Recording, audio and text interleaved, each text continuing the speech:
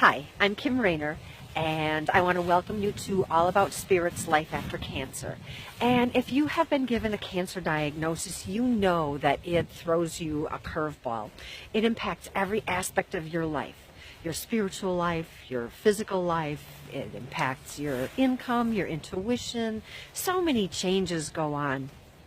And, how we handle them, our emotions, our social life, our interactions with family and friends. I created Life After Cancer to help people navigate what I call the spices of life. And, to help you step into life after cancer. So, today's episode is called The Language of Cancer and Why It Matters. And as I do the work that I do, I talk to a lot of people. And sometimes I really cringe when I hear the language that people use when they talk about their cancer, fighting the battle of cancer and being a victim to cancer, and they lost the battle with cancer.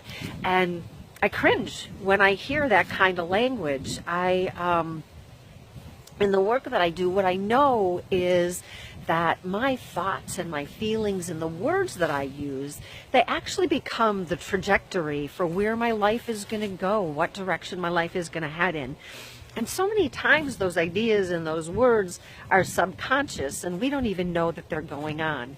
And then all of a sudden, one day, it pops out of our mouth and we get a realization. It's the first conscious thought that we have, that it's like, oh my gosh, this is going on inside of me. And I know that our words, when we speak them, that is actually the first tangible manifestation in the creation process. And it literally paves the way for our future. So I want to talk about some ideas and some language, some words that we have and that we commonly use when we're walking through the cancer process. And they are things like, I can't, which literally means I cannot. I need, which means that you're going without something. I want, which means there's a lack of something in your life. I don't know how. And when I say that, it's like, I don't know how, and I can prove it, right?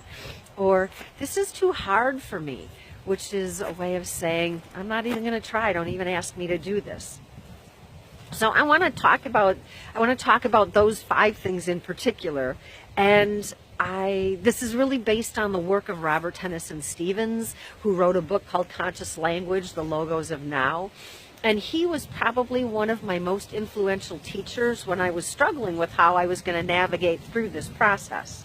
And he talks about finding ways to upgrade your language so you are aware of what you're saying and you're putting a more positive idea of what you want out into the universe.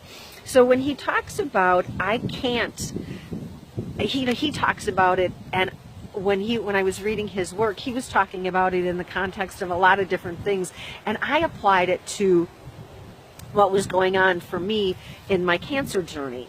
And one of the things that happened for me was I wasn't able to do the things that I used to be able to do. So I filled in that blank with, I can't do what I used to be able to do. And when we talk about upgrading our language, we talk about changing it from the negative aspect into something that's more positive or something that we are more able to do. So some of the things that I changed that to were, I can't do what I used to be able to do. That was the reality in my moment. But if I shifted what I was saying and turned it into, I can do some of the things that I used to be able to do. I can do a lot of the things that I used to be able to do. It was helpful for me. I could literally feel my energy start to lift. Saying things like, I will do what I can.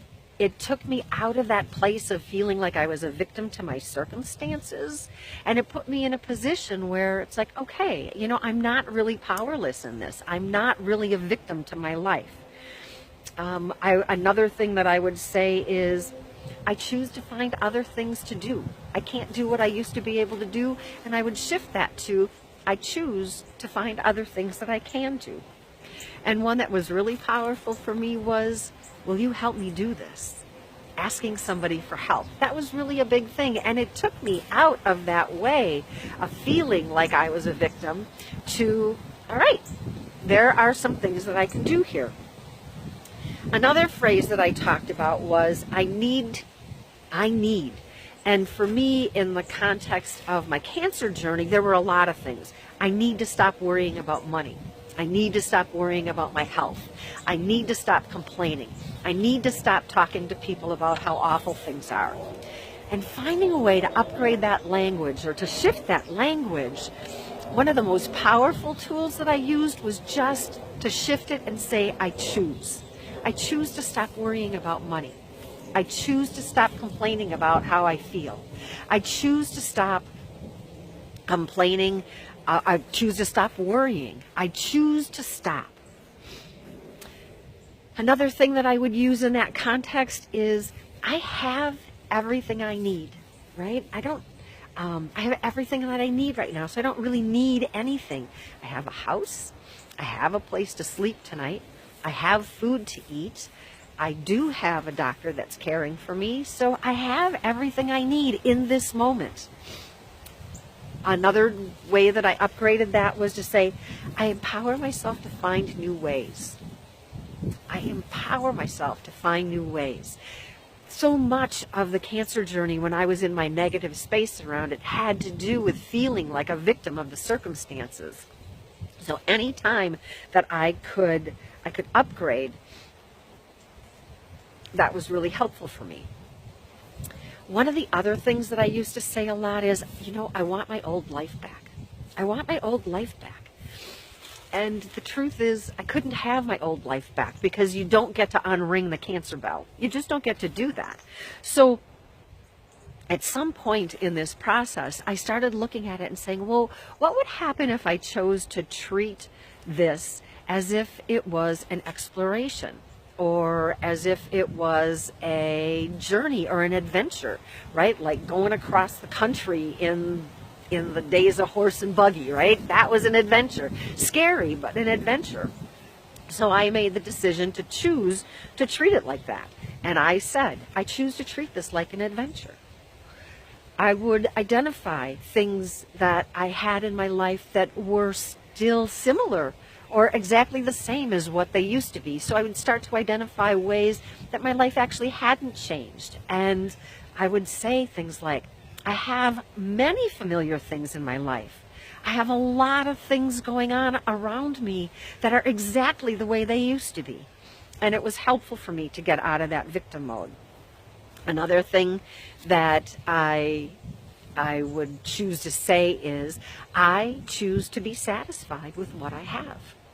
I choose to be satisfied with what I have. And that was really a big deal for me.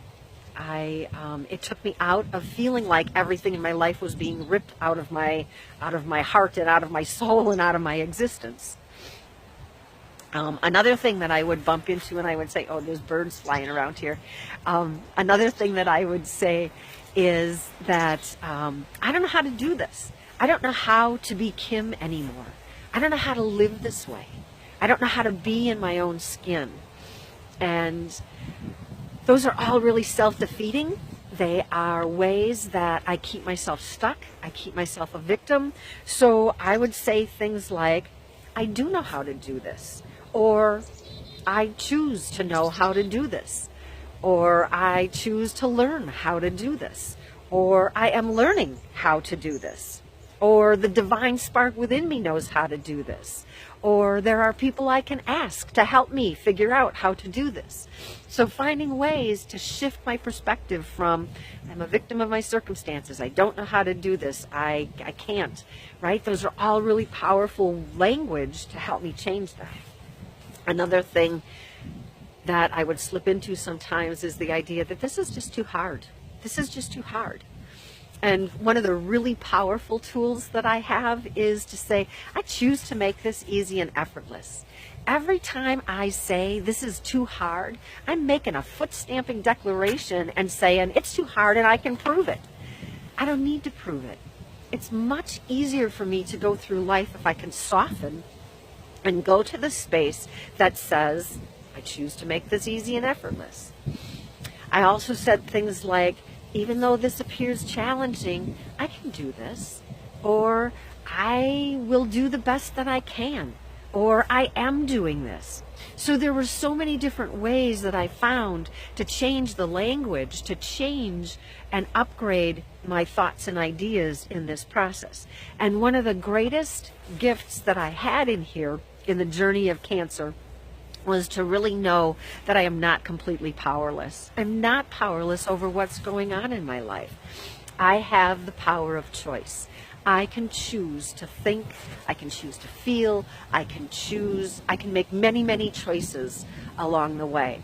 And using my language consciously allowed me the power to exercise that power of choice.